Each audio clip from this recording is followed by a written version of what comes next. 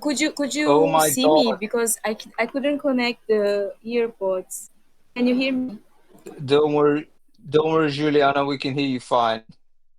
It's okay. And we're live. I think we managed to launch this live. Incredible. Crowdcast always gives us excitement simply because it doesn't work properly. But we seem to be live all right, which is fantastic stuff. So welcome everybody to Brain Food on Tour, how to hire in Brazil in 2025 and beyond. I'm delighted to be having this conversation with you today because I'm delighted to be in Brazil. Is a fantastic opportunity for me to speak to local recruiters to understand better how recruiting works in this marvelous country. So, folks, let me first establish whether we can hear and see each other okay. Always, when we go to a new location, we cannot be certain of the internet, etc. I think I'm pretty solid here, but I'm not so sure Juliana is. But anyway, can you hear and see me okay? That's, I guess, right now the most important thing. Let me know in the chat whether that's fine. Yes. We should be broadcasting this live on LinkedIn also. So if you're seeing me on LinkedIn, I think Juliana is also broadcasting this on her LinkedIn as well. So if you're seeing those folks there, let us know in the comments whether the audio and visual is okay. Okay, thank you, Patrick. Thank you, Denise. Thank you, everybody. Fabio, fantastic. Okay, I think we're good to go. Juliana, wonderful to see you. I hope you're okay. I tell you what, thanks firstly for being the co-pilot and co-host for this event. I know that it's like I dropped you in completely cold. But I'm sure I need your help to speak to these Brazilian Portuguese people, Brazilian people speaking Portuguese. I'm gonna need your help because there's gonna be stuff I think that I will not understand, and maybe stuff that everyone doesn't understand. So you're a universal translator. Anyway, why don't you quickly introduce yourself, Juliana? Who are you? What is it you do? Hey, Hun, thanks for having me. I'm happy here. I'm happy to be here with you and assisting you with the Brazilian audience. And my name is Juliana, for those who doesn't know. I have a recruitment agency in Brazil, and in the last years, I've been focused in Korean global companies, hiring leadership for Korean global companies here in Brazil. Fantastic stuff. And I've just shared Juliana's LinkedIn as well. So if you're not connected with Juliana, please do so right now. We're going to bring on a load of people, folks. So this is going to be like almost like an open mic experience, but we've got wonderful people donating their time. But let's just set the scene as to what this is, because the audience listening to this, it will be people from Brazil, it will be people recruiting in Brazil, also people from outside of Brazil that may be interested in learning how to recruit in this country. So a few things, I guess, just to lay it out, Juliana, I might as well ask you the question.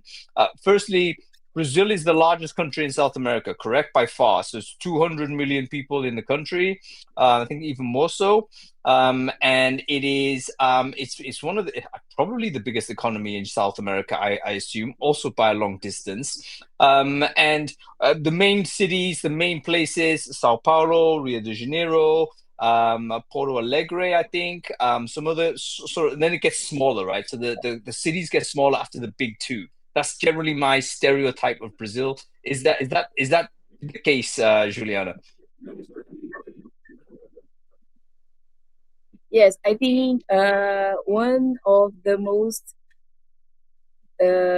huge difference in Brazil is that, as you mentioned, it's a very big company, almost a continent, and we have some different characteristics, like different uh, when it comes to the if it's São Paulo, we have when it comes to industry, we have a lot of different.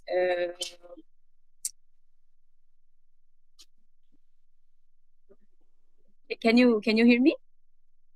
Yeah, we can hear you fine. It's a bit in and out, but that's okay. So when it comes to recruitment, also for candidates' perspective, or also for the companies that are hiring, I think we need to talk about which industry and which, if it's based in São Paulo in the southeast, or in northeast. So we need to understand, because even though we belongs to the same country, there are they are different, very different when it comes to the demands and also the candidate perspective. Yeah, very interesting. And just for the audience that doesn't know Brazil, I believe Brazil is a federated country, right? So there are different states, and the different states have different governments. And do they also have different employment laws within those states as well? Is that correct, or is it like a federal? The law is a single law throughout the country? No, for the when it comes to labor law, I think it's the same for the country, but the tax are different in different states. Taxes rate, and sometimes it can change some process, but the labor law is the same. Yeah. Okay. Good to know. Folks, that's very significant. A lot of people, let's say, if you're listening in from a unitary state, like the UK is a unitary state, you often don't think about there may be significant sort of differences state by state within within a country that has a federated system. So that's very interesting for us to think about as well. Okay, let's just bring on some of our guests here. We're going to see whether they can introduce themselves and tell us a little bit about experience here. Let's bring on Mona Lee to begin with. I don't think I can bring everyone on at the same time, guys. So what I'm going to do is bring on, let's say, a three at a time, and we're just going to swap people around. I hope that's going to be okay. So we'll bring on Davi here, as well as Mona Lee. I think Patrick, you also have this invite. Cecilia, everyone else that is going to be on the show, we're going to do swap in, swap out. So hopefully everything is going to be okay. Hello, can you see me? Oh, hey, we can't see you right now, Monali. That's okay. I can hear you fine though, which is great. It may just be me that can't see anybody. I'm in a hotel, so that's obviously going to be a potential problem. We have Patrick here as well, and we have Davi here as well. Also, fantastic. Hey, firstly, great to meet everybody. It's been a pleasure. I know we've been like on WhatsApp chatting away and whatever, so wonderful to see everybody here. Let's do some introductions. So Mona Lee, why don't we introduce you first? Can you quickly introduce yourself? Who are you? What it is you do? Sure, I am Mona Malucelli. I am known in the market by Mona. Everybody calls me Mona. I've been working with recruitment for almost 20 years. Currently, I have a boutique firm for recruitment services for companies that want to hire in LATAM. Um, and that's it, that's me. If anyone needs help, Fa- just reach out. Fantastic. I've just shared Mona's. Thank you for letting me know that's how you prefer to be called, Mona. I've shared Mona's link into LinkedIn there. Make sure you connect. Patrick, wonderful to see you. Why don't you quickly introduce yourself? Who are you? What it is you do? Okay, thanks, Hung. Can you hear me? It's fine. Yes, hear Okay. you. Okay. I'm Patrick. I'm CEO and co-founder of Recrut.AI, and we are one of the leading platforms for ATS platforms for volume hiring in Brazil. We are currently leaders in volume hiring in retail. For instance, have almost all major supermarkets in Brazil. So it's a great pleasure to be here with you. I mean, I'm a fan of your newsletter, so I always read it. So great to see here. Great to be with you. Let's chat. Yeah, great to have you here, Patrick. Thank you for being a subscriber. It's always great for me to connect with people that enjoy the newsletter. So thank you for support. And we have Davi here as well. Davi, wonderful to meet you. Why don't you quickly introduce yourself? Who are you? What is it you do? Sure. Thank you, Hang, for the invitation. Hi, all. Hi, everybody that's joining us. I'm Davi Bufalo. I have more than 15 years in HR market, especially in talent acquisition, with passes through HR consultants, fast-moving consumer good companies, retail, technology, and now I'm the head of talent for Latin America for Oliver, one of the biggest in-house marketing agencies in the world. It's a pleasure to be here. Yeah, A pleasure to share with you, and thanks for the invitation, Han. No, great stuff. I actually was in. Do you know a guy called Terry Swan? Is he familiar to you? You Yes, know Terry? yes, yes. Terry is the Okay. global talent lead for Oliver. She mentioned that she knows you. Okay, I firstly, I'm sorry that you have to work with that guy. No, I'm joking. I'm joking. Terry's a good friend of mine. But I saw him very recently. So when I Mhm. noticed that you were working for the same company, that's great stuff. Okay, Mhm. we seem to have lost Juliana at this point, but that's okay. Let's talk about sort of where we are, state of the market, guys.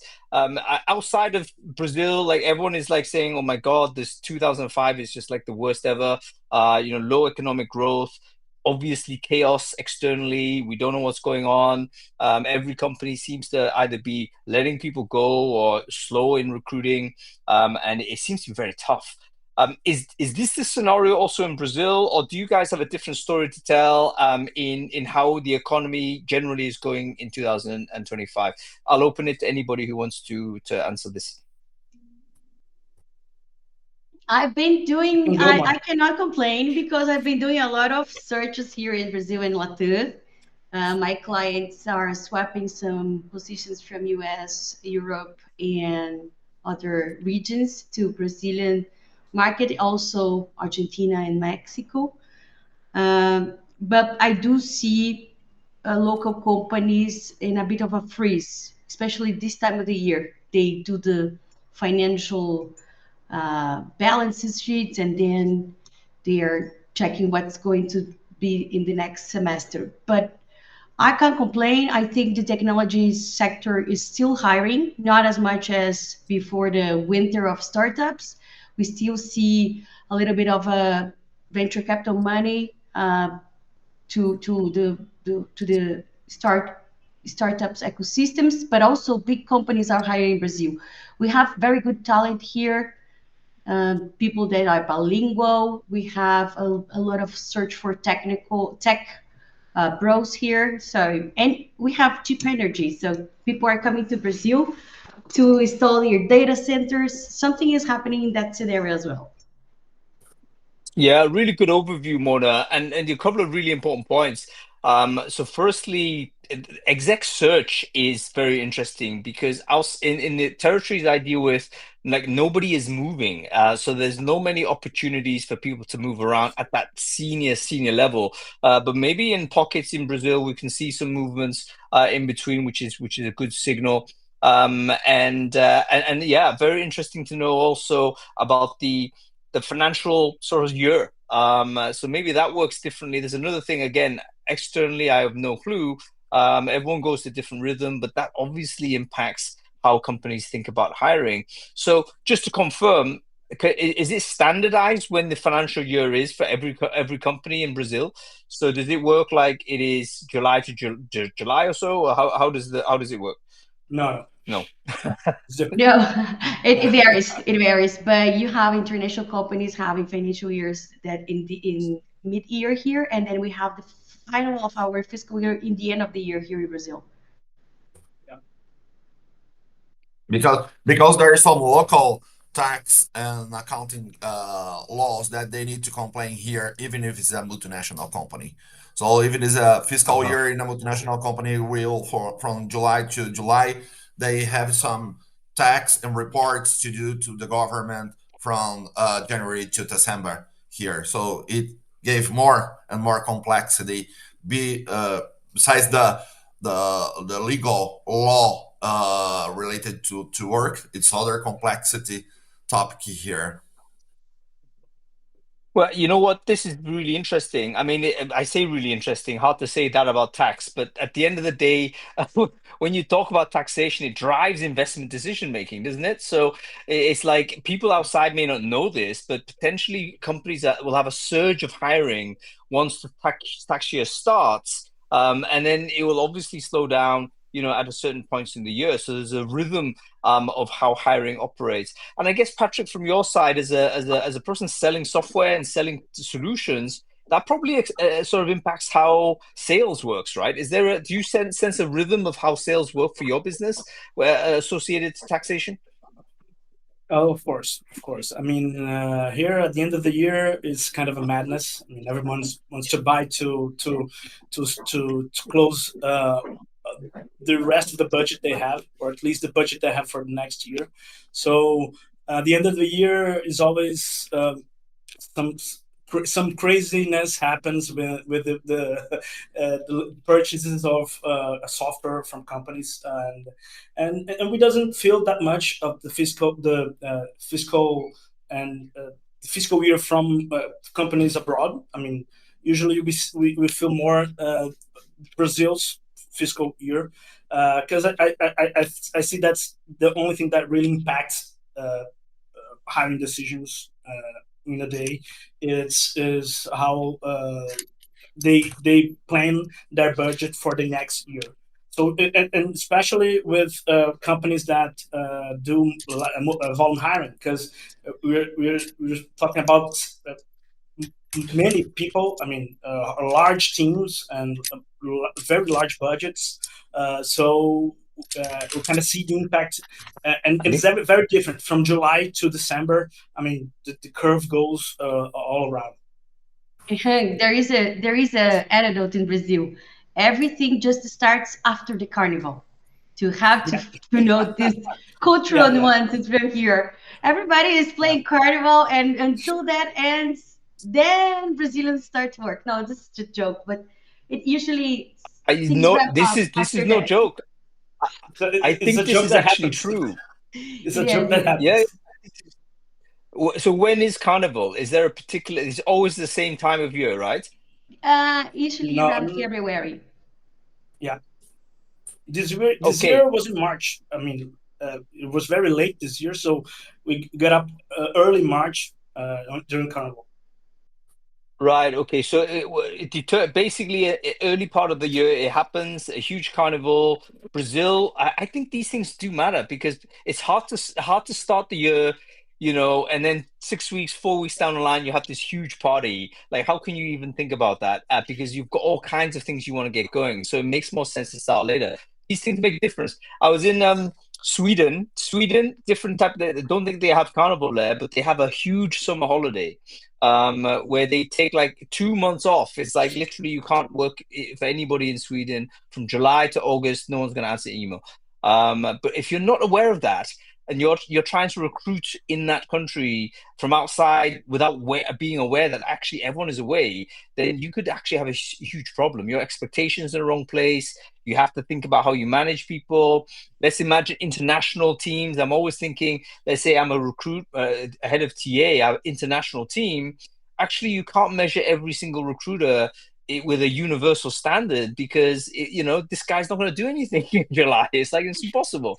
That's true. That's true. Hen. That's true. That's exactly how it happens. Okay, we're learning loads here. Okay, we've had some attrition. This is normal. This is probably my internet failing to keep people on screen. So Davi's disappeared, and also Juliana. We're going to try and bring them back, but okay, we've got to consider this very much like a survival of the fittest scenario. Hopefully, we can keep going with as many as we can. Um, okay, Brazilian people speak Portuguese.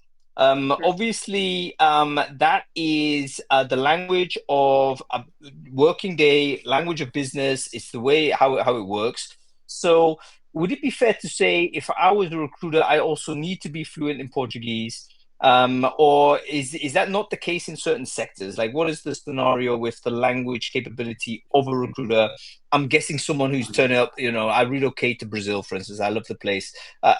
Is it over for me? Like, do I need to go to school and learn Brazilian, Portuguese, should I say, or what?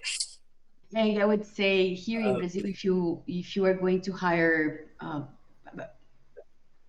a decent amount of people, English is not the only language you can speak. You can speak Spanish, some people understand, but Portuguese will be your main language. We don't have a lot of percentage outside. No, I wouldn't say outside, but we don't have a high percentage of the population that are bilingual.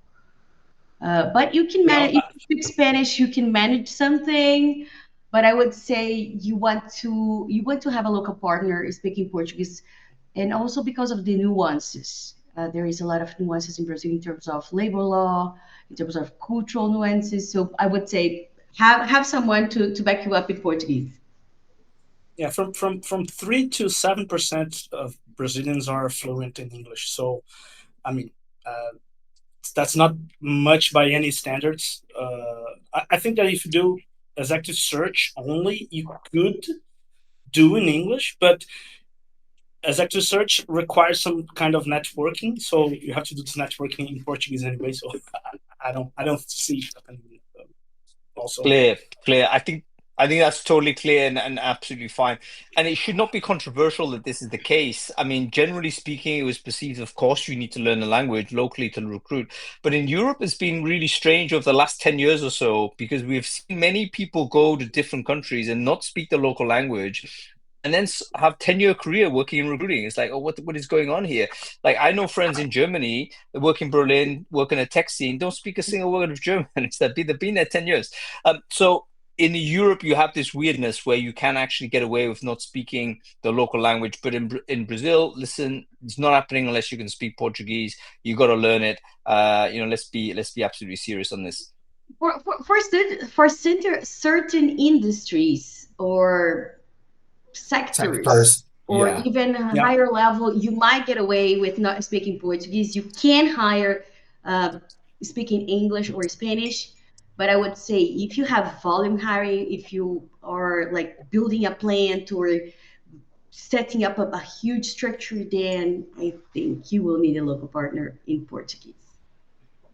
Also to yeah, expand and your business, oh, right? oh no, We go also go Go go, ahead, Davi, Davi. go, Davi. also to expand your business because most of the deals in Brazil are made in Portuguese, especially according to the sector that you are. If you are working for public companies, for example, here in Brazil, or for big companies in Brazil, we have some big companies in Brazil that are multinational companies abroad or outside. But in Brazil, the people in these companies doesn't speak English at all. So to make business with them, you need to speak Portuguese here. If they are a Brazilian multinational company. Yeah, yeah, absolutely. I just got a message here on the chat from Juliana, and absolutely, you walk in Lisbon, half the time in your ear is English. So these things are happening, and also these are these are social changes that are actually quite significant because it's totally understandable that local people might have a problem with all of these expats or immigrants coming in and actually are not making any effort to speak the local language and transforming the area there. These things are also starting to become problematic in Europe. Okay, cool. Listen, let's blast through this. We've got a bunch of people to bring on, but I want to sort of touch on a few things about how you actually source candidates in this market. I'm guessing that from my perspective, like LinkedIn is obviously the dominant place. But LinkedIn, do people in Brazil use LinkedIn? Is there a local professional network? Are they off professional network? Is it a different way of doing it? Like, how do people find candidates? You're a recruiter here. You're recruiting locally. What's the go-to source, guys? WhatsApp. Yeah, that's That's I mean, jokes aside, LinkedIn has had a huge growth in Brazil in the last 5 to, I mean, since the pandemic, I think, but you know, so LinkedIn, of course, but for us, we do volume hiring and entry level jobs, so LinkedIn just doesn't cut it, and it's been ever more difficult to reach candidates in the last 12 months. They are starting to get really creative. Companies are starting to really get creative here. So for the base of the from the base, you have to be very much more. You have to be really creative because you have multi-channel ways to get to candidates. So they even go on doing events on parts of the city and stuff like that to call for candidates to come up. As you go up the scale, so it tries to it ends up being a little bit more standardized, and LinkedIn becomes a true source of sourcing, true source of sourcing, that, if that exists, for mid-level to upper-level jobs. So that's how I view. But I would like to see how Mona sees the changing, ever-changing landscape in Brazil, because it's changing really fast. I mean, every 6 months you have to come with a new strategy because it doesn't work anymore. But WhatsApp always works.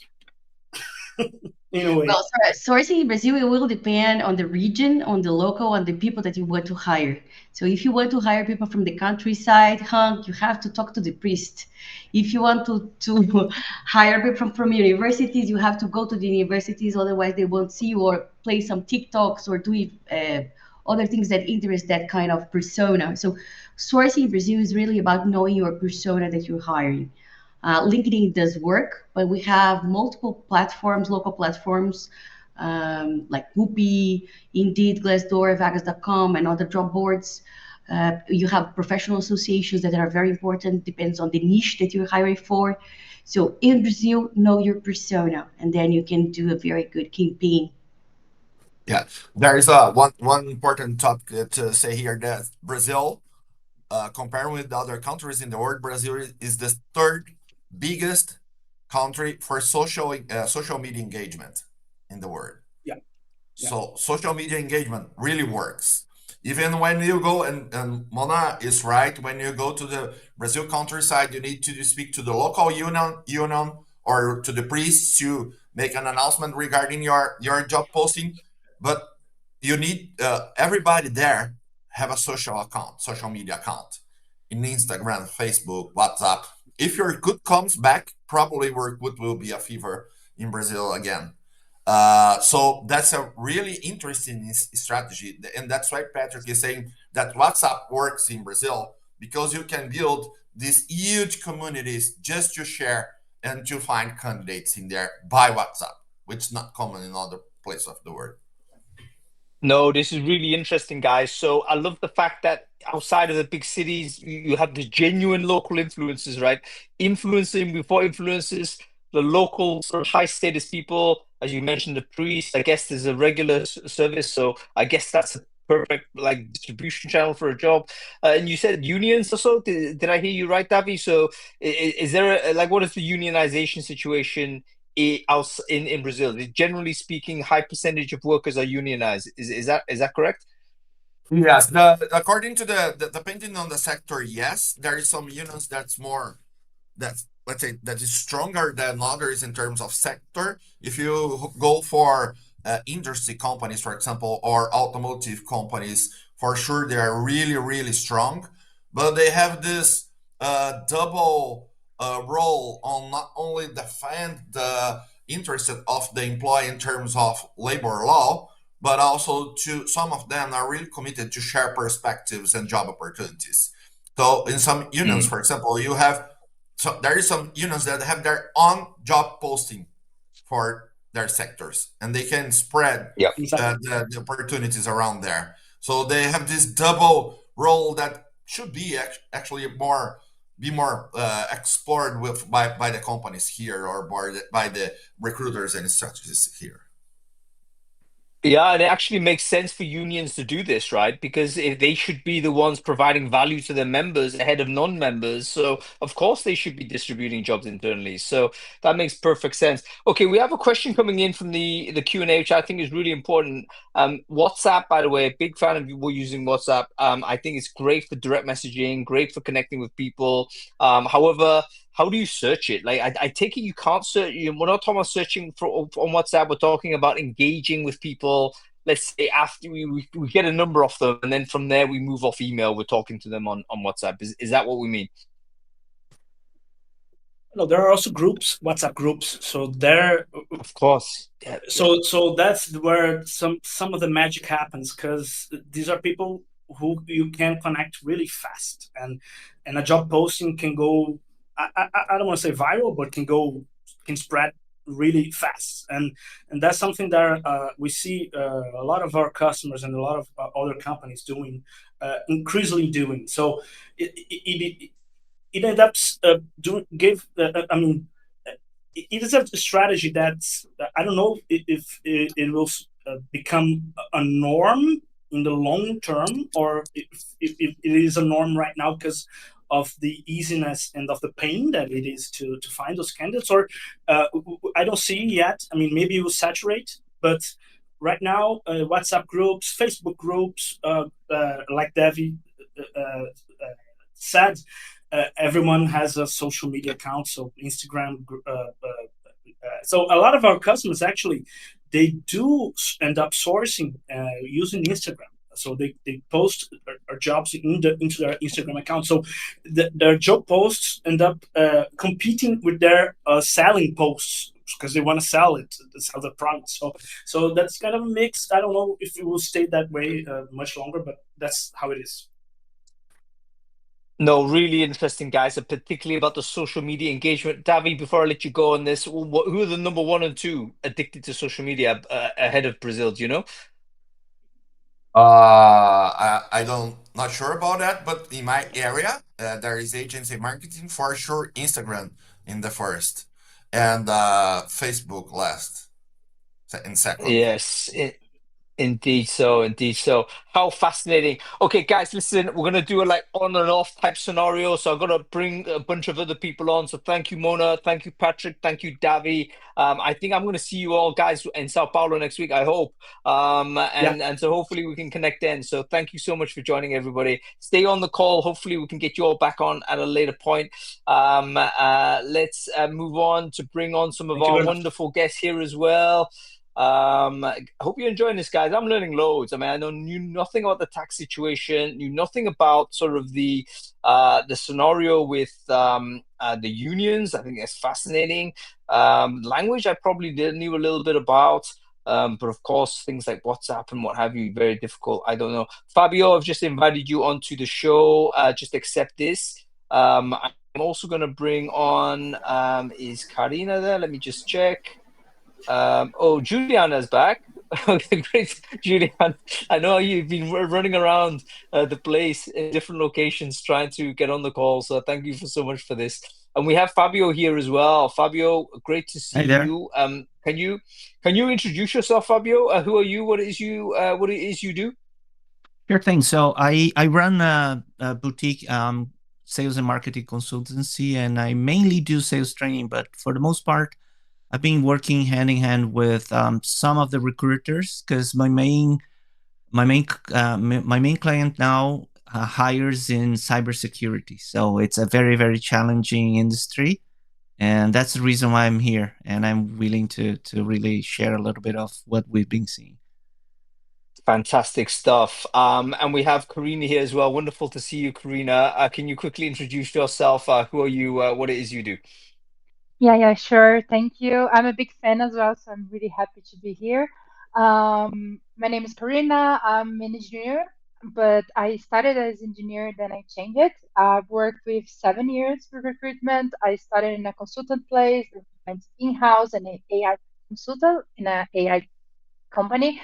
And now I work for SumUp. So SumUp is a global company for fintech. So I exchange a lot with Europe, United States, and other regions as well. And I'm made TA lead for Brazil. Nice to meet you. Yeah, fantastic. Great. I've just shared Fabio's and Karina's LinkedIn on the chat there. So make sure you connect with all of these folks. Okay, let's start off with candidate behavior. If I'm coming to Brazil first time, what do I need to know about how Brazilian people sort of how to communicate? How do candidates behave? We already know WhatsApp is a popular sort of method of communication, but what other things would surprise me? I guess speaking to local candidates here that I should be aware of. Any thoughts that come to mind? Yeah, so when we compare candidates here in Brazil from candidates in Europe, there's a lot of behaviors that we need to be aware. One of the things that we suffer a little bit is because the candidates in Europe, they stay for a long time in the same positions for them to grow. And here in Brazil, everything is so fast that a candidate with 3, 4 years, if we're looking for tech positions, they already are senior senior stages, and we need to be very aware that people are more like, okay, I need to grow fast, I want to be more self-conscious of that, of my career and everything. So we see some difference when we see these kind of candidates, and also how we are going to sell the positions for them. So if I want to a candidate as senior, I need to sell the challenge, understand how he's going to be within the company, how he's going to grow within that as well. Another thing that I see is that, because here, when we compare like Europe and Brazil, from Europe we send a lot of emails, so we have some automatic emails from Greenhouse and everything, and candidates here in Brazil, they don't see it. They like this kind of, okay, I'm going to call you, I'm going to explain you why I'm calling you, and I'm going to like really treat you like with this kind of proximity for the candidate to feel comfortable with you and show give you the main points that and stay within the process, like in the whole process. So it's some of the Okay. That the second part is super interesting, Karina. So because it reminds me a little bit of what I've discovered when I went to India earlier this year. They were saying very similar things. They said, listen, the reason why like automated scheduling doesn't work over there is because receiving an invitation to a calendar is not sufficient for a commitment to that Yes. situation. You have to do like a real-time call to check in all the time. So real-time calibration. So maybe it's similar in Brazil, where there needs to be like how do you call it? Real-time synchronous conversation rather than email, which is obviously a little bit like asynchronous, right? So I can read the email, not read the email, and then see it from there. Folks, that's something you got to know. You got to get on a call with Brazilian candidates. yeah Fabio, going to you. I can't but notice your name. I presume you may be from Japan, or Yeah, you may yeah. have experience like living and working in diff different cultures. So, like, I think people who have come late to a country oftentimes have very acute observations that really local people may miss because they've grown up in the same thing. So I wonder whether what your thoughts are about how this real-time calibration is the case with Brazilian people. Do you think that's true? To what degree is it exaggerated? Like, is it really the case? Nothing's going to happen unless I like do a call. Well, my experience with this is that I think for the most part, Brazilian culture is pretty much a very high touch culture, meaning that people do value a lot FaceTime. They do really want to meet people and to have in person conversations.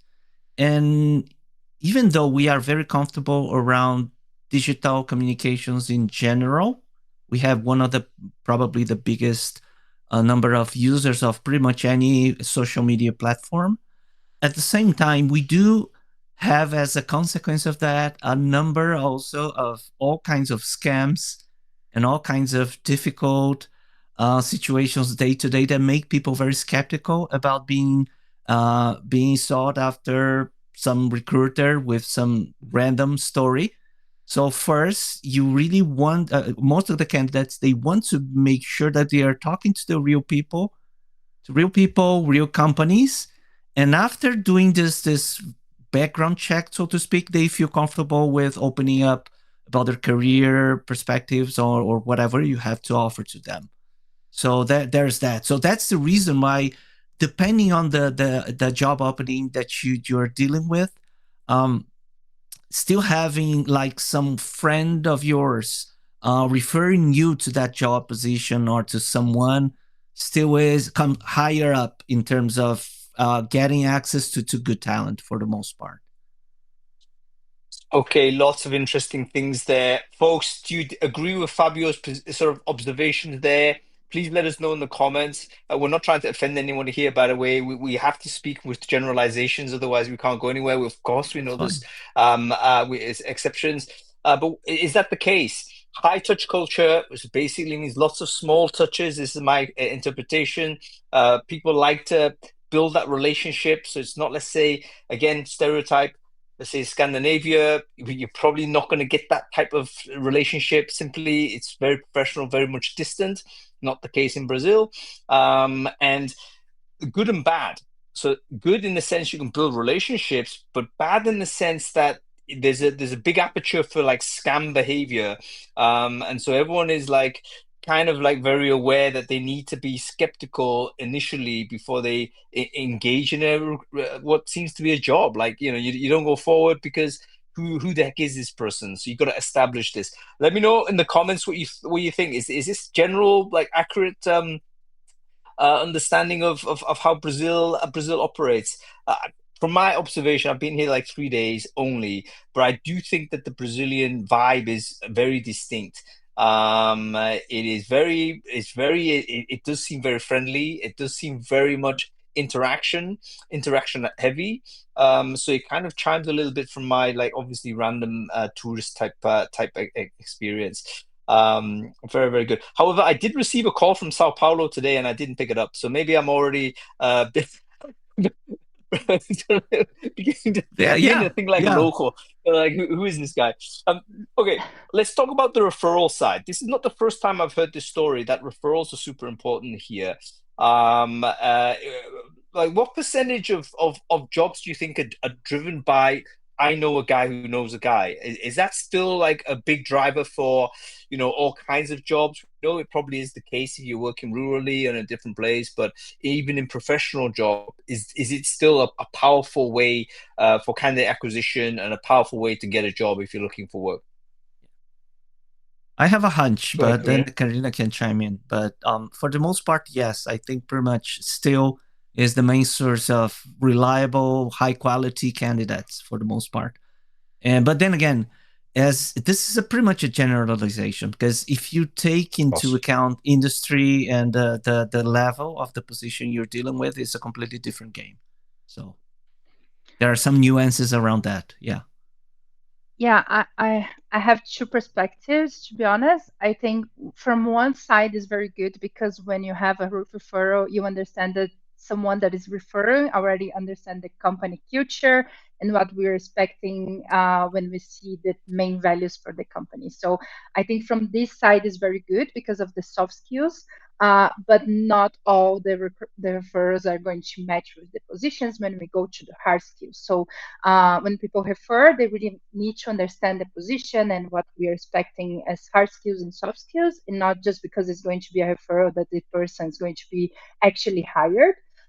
One thing that we try to do, like, of course, giving a bonus or something like that for people to refer more, or even to look to their like LinkedIn and friends that may be going to be a good match. And we understand that, okay, this is going to be really good because of the culture values that we are looking for. From other side, from the data that I have from my company is that we didn't have like a lot of referrals from the last year, and it was something that we were trying to get a little bit more. Like, I believe that for tech positions we have like for the whole year like 13 candidates. It was like one candidate per month. It wasn't like a high number. So we are thinking about some other goals first to have more referrals and try to get this kind of initiative as a culture as a the company and how we are going to move past it. But alongside as referrals, I really like to think about internal mobility as well, but not only referrals, but how can we have the candidates from the company that maybe would be a good match for the positions that we have, and how can we cross-check this kind of candidates as well, and not only for externals.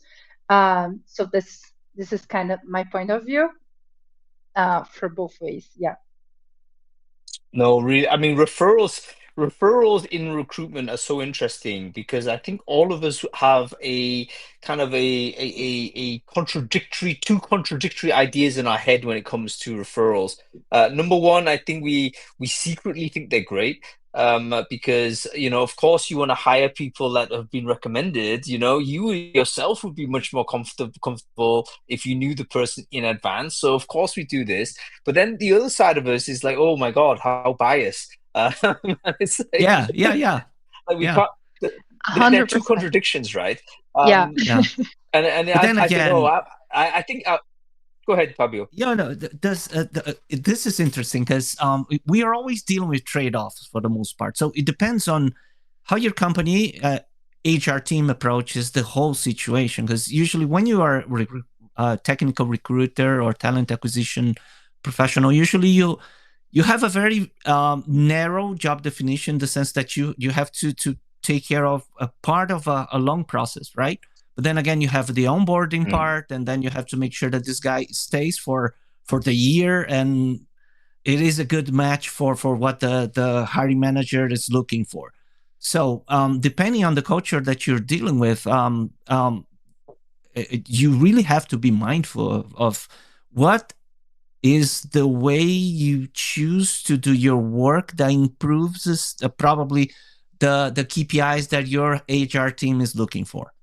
Because as Karina said and Mona said, usually people, depending on the job here, people have several good options, and therefore turnover might be a very, very big problem depending on how you hire. So the whole thing about the referrals is that you're trying to bring someone who not only comes to the company willingly, but also already have like some sort of godfather, in the sense that someone who can look after you and teach you the ropes in order to make your adaptation easier. Mm. I do think referrals for us as a sector, as a profession, we're going to review referrals and kind of rehabilitate them, even the ones that felt it was biased, because I think that there is a truth behind the social trust that we've developed from someone, and we're going to have to roll forward. It takes us to the next point, which I want to talk about, like the fraud aspect, but from a candidate side. So we're seeing a lot of employers being very disturbed by the volume of applications coming through. Like, it seems there are lots more people applying for jobs this year than there were last year.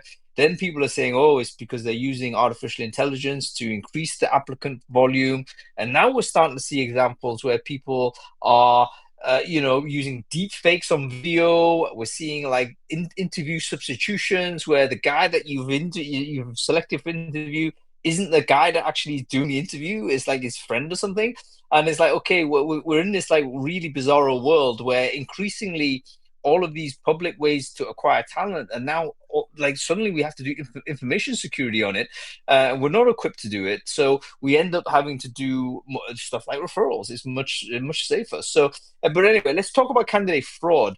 Is this a problem in Brazil, in the sense that you get candidates coming through the system that are not saying who they are, or people that are potentially even professional interviewers that have been bought to do the interview and convert them, or even worse, like maybe even corporate spies or even state-sponsored spies? Is this happening in Brazil, or do you think it's just a bit of a scare story happening in our sector? To be honest, I never lived any of these kind of situations from candidates or even recruiters. I know some situations that people like they try to reach out by LinkedIn and try to scam people, but I don't think it's only Brazil. Like we have this all over the world. But I never lived any situation like that, like having people that is not themselves on the interviews or things like that. Is not something that we usually have, even on like high volumes or tech positions or business. I never saw it. Mm-hmm. Yeah, same for me. Same for me, especially on the positions I work with, mostly in sales. Never heard of that. Yeah, good stuff. I mean, listen, I think it will come. I mean, I'm sorry to say, because I think it will wash over everyone, simply because in a globalized sort of world, it's hard you can't do IP block. Well, you can do IP blocking, but at some point you're going to get like the flood of applicants coming through that are not what they say. There's a friend of ours called Bettina Liparazzi. I don't know whether you know her. She works in Argentina. I think she's in Buenos Aires. But one of her posts went viral because she recorded a guy who was using a deep fake on a Zoom call. And it was like, yeah, we're already here. We're already at the world where we can't trust, what it's got, even a visual like this. So yeah, it's going to be exciting, but it's not happening so much in Brazil right now, which is fantastic. Okay, guys, I want to take a bit of a risk because you only live once. I'm going to create this into an open mic session. So if anybody wants to come on screen, yet to come on screen, all you have to do is come on screen. You can do it. Just bear in mind that you prefer things to be safe for work, so please be appropriately dressed, and understand this is a live stream. It goes out live, right? There's no post-production. So if you come on screen, you say something, it's out. Okay. Meanwhile, let's continue. I want to talk about DEI in Brazil. So diversity and inclusion is one of those topics I think is pretty, like, in our sector in recruitment and TA, pretty universal in terms of value. We have Mona back, fantastic. Pretty much universal in terms of value, but oftentimes local interpretation is different, local prioritization is different. For instance, you go to United Arab Emirates, you talk about D&I, they're talking about emiratization, so actually hiring local people rather than different ethnicities, etc. So how does it work in Brazil? Is there a push to higher diversity? What does diversity mean? Karina, let's go with you. You're nodding on this. So what's your thoughts on this? Okay, great. One thing that I see that is very different from other states because of the law, because of the protection of the data and everything. From some countries, you can't put like this is a affirmative position, for example. And here in Brazil, we don't have this kind of problem, and it even like well seen for you to put that this position is affirmative for women or for any diversity you want. So I think from that we can. Sorry, Karina, can I just interrupt? Are you saying you cannot do this by law? So I cannot specify a job is only. Yeah, so some countries you can. You can say this job is only available for female applicants, but you're saying in Brazil you cannot do this. You cannot say specifically. You can. Okay. Yeah. Okay. And this is very good. Sorry. This is very good for us because that way we can also talk to the hiring managers just when we are going to open a position.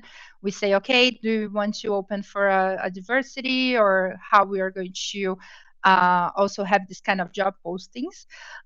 So it's something that we do. And also we have some targets for sourcing for some diversity as well. So when we go to tech positions, for example, again, we try to source at least like 20% of females and have some interviews of females as well, just to make sure that our pipeline have like both females and males, and we're assessing this kind of diversity in a good way.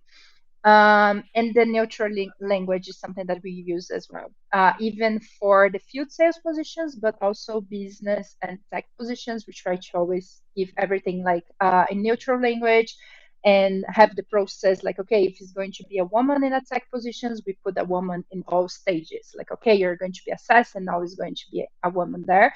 So we try to have this kind of inclusive hiring for all the process. And I think it's very good because we have the informations from Brazil. Like I said, you can actually go like an affirmative position for Brazil. Okay, very clear. So on the gender side, you can have clear sort of positioning for underrepresented genders, let's say. And it sounds like SumUp have got a bunch of sort of internal processes to encourage this, rather than it being a law to say you must or must not. So there's a lot of local capability of doing it. Okay.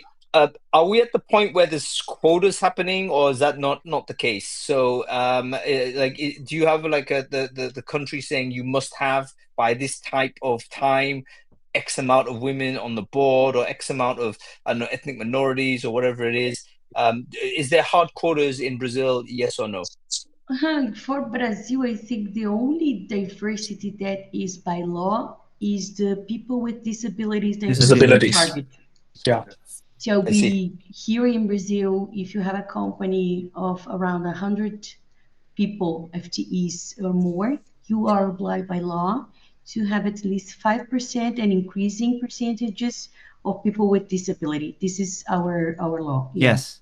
Yeah. And it is a major source of pain for most of companies, because it's very difficult for them to hire as many. I guess, and what counts as disability is any disability, right? So it could be like super short-sightedness. It could be someone who is mobility problem.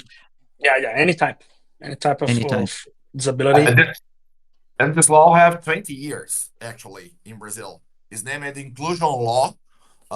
It was made by 20 years ago to force companies to be more inclusive in terms of environment and to bring people with disability. Before we start to talk about LGBTQA plus and gender equality and etc., it was the people with disability law. That's the only law that we have by the government law here, but probably the science shows that in the future we will have a gender balance related to salary, similar to the European law that we have a gender Mhm. equality salary here in Brazil as well. But yes, people with disability is a huge problem for some companies. Yes, Okay, so that's because Not the companies. people itself, but to fill the quota with the companies by according to the law. Because you are forced for that, but we need um, to figure out how to imagine a company that have 5,000 employees in Brazil. You need to hire 5 to 8, it can vary, percent of their total workforce in the with people with disability. The good sign for that is that they build specific programs to be inclusive on the people with disability as well. And to give yeah. a little bit more context, the companies are subject to fines if they don't do it. So, and they can be reiterated fines. So it can be fines over fines over fines. So that is a bit of a complication of as Yes. Fabio said. Uh, but I don't see it coming away anytime soon. And it's a great thing. Also, I mean, it creates difficulty, but also helps a lot of people engage in the market. But yeah, is a one more layer of something that we need to be Complexity. careful. Yeah. Yeah, I mean, there must be like a huge disability job board or something like that in Brazil, right? I mean, it strikes me There that's a is. business opportunity if it doesn't exist. There there is, are. but there are consequences to that. One of them is depending on the industry and the size of the company. Usually, those big companies they steal from each other, Yeah. marketing people, IT people, because they are very sought after because they are looking to solve their Yeah. problems. That's one thing. And Yeah. the other thing is that how they're still trying to fund some sort of NGOs and all kinds of nonprofits in order to solve this marketplace issue. Because it's pretty much like a marketplace for disability people with disabilities, talent, and the need for them. Yeah. There are always perverse outcomes when it comes to quotas like this. And it Yes. doesn't surprise me there's like an artificial market created. And of course, that can like disadvantage and overly advantage certain people in a really paradoxical way. I was in South Africa a couple of years ago. They have a very similar situation for ethnic minorities, where by law, you need to hire certain people from different ethnic groups and so on. Again, subject to fine if you don't do it. And in fact, you're not allowed to trade with other companies unless they also have the same sort of level of sort of distribution ethnically. And it obviously creates the major challenge. That is the number one recruiting challenge because every country has to hit this number, otherwise they can't even operate, which of course creates a lot of fake jobs, for instance. I can imagine fake jobs are created here as well, where, okay, do we really need the extra marketing exec? No, we don't, Yes. but we create it because we need to hire the person. So I totally understand. Okay, we're really running out of time, but I want to touch on one more thing because, and I appreciate it. Forgive me if this is insensitive. I don't intend it to be. But one of the biggest things that when we talk about diversity, equality, and inclusion outside of Brazil is always like ethnicity. We need more people from different ethnic groups, etc., etc. But Brazil is reputed to be one of the most ethnically mixed countries in the world, right? So is this such also work here? Like, for instance, do you have categories in the same way that is like you have in the UK? UK, we say you're white British, we say you're Black African. We use these terms. Is the similar terms applied in Brazil, or is it actually impossible to do because everyone is kind of like mixed it already? Like, how does it work with ethnicity here in Brazil when it comes to D&I? The person actually needs to auto declare themselves. So every Yeah. time that we are going to post a position that is affirmative, the person is shall to declare. So the person is going to say if she considers herself as black or brown, or if it's going to be other group of diversity. So us as recruiters, we can say the person is this, or that, because it's not ethical. It's not like it must have a law against that as well. So it's something that the person also declare themselves. And we have some studies from some tools actually in the company that you can see like the percentage of each ethnic inside of the company, just to make sure that you're being like, okay, we have a good diversity or not. And even if we need to do something on recruitment to have some other goals to make sure that we have a diversity company.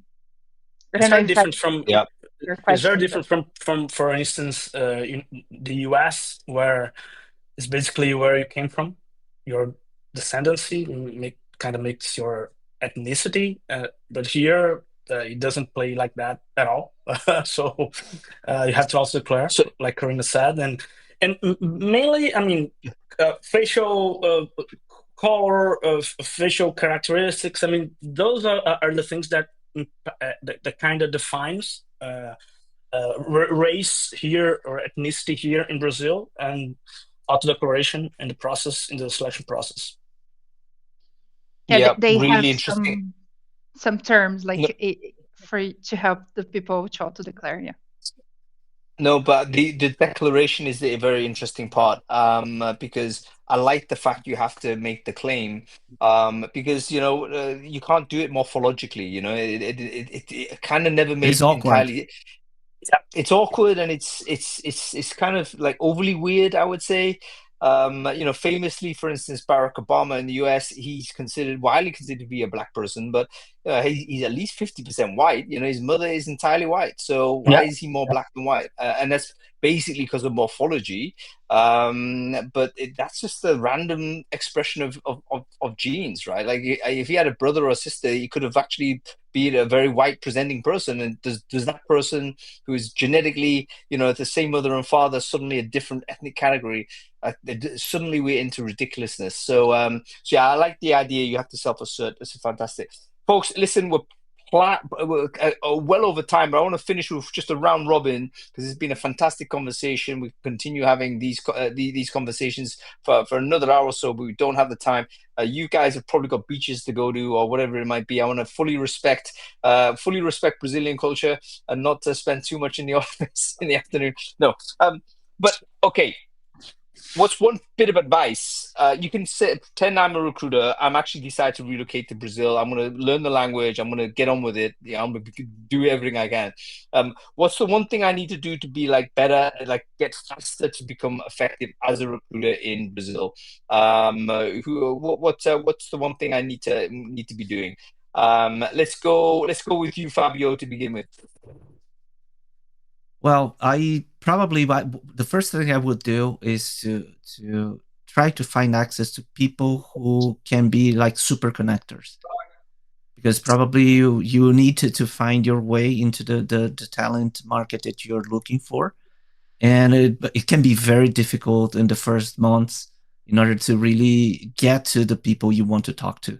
So having someone who can really quickly connect you to other networks is key, at least in the industries I've been working with for quite a while now. Yeah, fantastic. I mean, hopefully when we get together with a bunch of us in Sao Paulo next week, we can talk about sort of, okay, is there such a thing in recruiting? Is there a mega influencer locally? Is there people that are connecting folks together? It'd be fantastic if that was the case.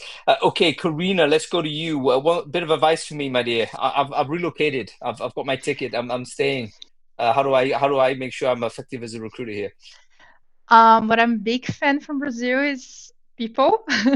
People are always willing to help, and like if you need anything, just let us know, and we are going to help. People are very heated as well. So okay, let's sit and talk. I'm going to show you, and we're going to do it together. So the main advice that I give you, just connect to the people, and people will help you to get there. And I'm completely sure that you're going to have a wonderful journey. Do you know what? One thing on this, you just reminded me with a high touch experience, maybe working entirely remotely is a bad idea in Brazil. Because I may want to just like I need to be in person, right? I need to be and meet people. At least All this first time. idea of yeah. The first 6 months, forget about living in a beach somewhere. Get in the city, start meeting people. Okay, cool. Mona, give me some advice. What should I do if I relocated to Brazil? How do I get good at this recruitment business? I would say be open-minded and open-hearted. Open your heart to Brazilian people. You may really, really be impressed and su- have great success here. Be open-minded and open-hearted. I'm already there. I'm already super impressed by the Brazilian people I've met here. So it's been fantastic. Brazilians are Great great. I advice, though. hope Brazilians are great. I hope a lot of companies come to hire in Brazil because we have resourceful people, we have resilient people, very hard workers, and I hope Brazil comes to a good stage in the world because we should be better in the world scenario nowadays. So I hope for Brazil. I come and hire in Brazil. But here's the thing, Mona. The people are the quality of the country, I think. If the quality of the human capital is high, then you just got to get sort of some of the processes in the control, and you're gonna be great. But you can't replace the human capital. So I totally have faith in the country. Okay, Davi, give me some advice, man. What do I need to do to get good at being a recruiter here? Yeah, I have two actually. The first one is know your target group. Uh, Read about Brazil and our culture. We have a really mixed culture in each state and as a country. So to understand Brazil, you need to know our history. That's the first one, and then invite some people to go to a bar. You saw that we are inviting you in the first time to go to a bar. That's the best way to meet and to know your coworkers. You will see that every Brazilian people will get an upgrade in their English proficiency after 2 beers in a bar. And you probably will have an Fantastic. upgrade in your Portuguese language in the Yeah, bar too. I'll be fluent after 2 beers myself, I guess. So yeah, but hey, listen, alcohol is really interesting because everyone wants to be healthy, etc. But there is a very good value. There's a reason why it exists because it does help reduce the barriers and the kind of reticence that we sometimes can hold too much. So go meet people in a bar. I'm totally in. I'm totally in.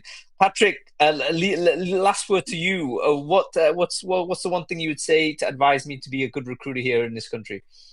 Well, actually, I'm going to be more straightforward. I mean, I think go to work in a major consulting firm here in Brazil. So that will give you all the networking you'll need, and you understand how it works here.